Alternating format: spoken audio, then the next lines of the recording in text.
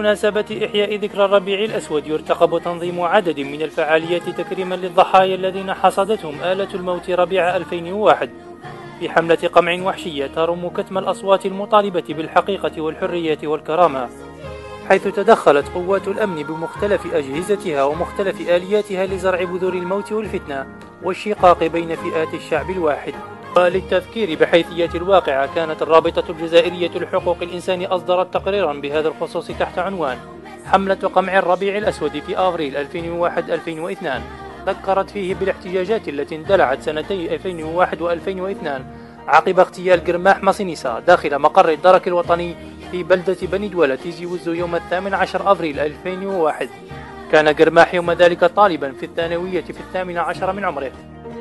ومما زاد في درجة الاحتقان ما صرح به وزير الداخلية يزيد زرهوني في 22 من نفس الشهر، مدعيا أن عمر ماسينيسا 26 عاما وأنه لص ومنحرف،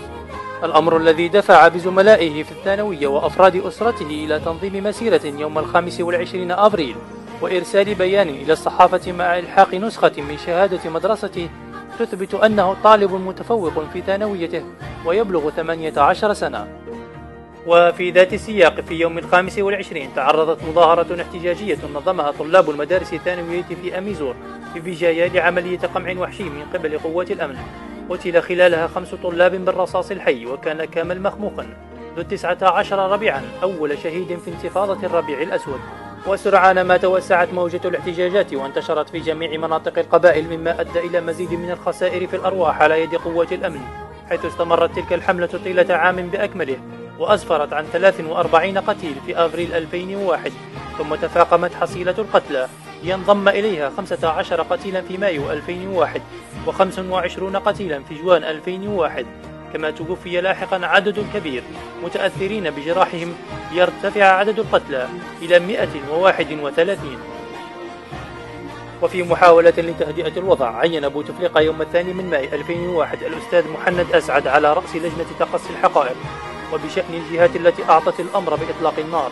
أشارت لجنة السيد أسعد إلى أنه في البداية لم تباشر حشود المواطنين بالاعتداء ولم تكن هي من أشعل فتيل الاضطرابات، موضحا أنه لم تقم أي جهة بتوجيه الأمر بوقف إطلاق النار، محملا ضمنيا الهرم القيادي في الدرك الوطني مسؤولية ذلك، لكن دون تحديد أي مسؤول بعينه. وخلص تقرير اللجنة أنه لم يتم تنفيذ أوامر الدرك الوطني التي تمنع استخدام الأسلحة، مما يوحي حسب ذات التقرير أن قيادة الدرك إما فقدت السيطرة على أفراد قوتها أو تم اختراقها من قبل قوى خارجية. ويرجح التقرير إلى وقوع كلا الاحتمالين، كما يتضمن برنامج يوم 20 أبريل بوجه خاص تنظيم وقفات تكريمية لأرواح الضحايا الذين سقطوا في سبيل الديمقراطية والقضية الأمازيغية،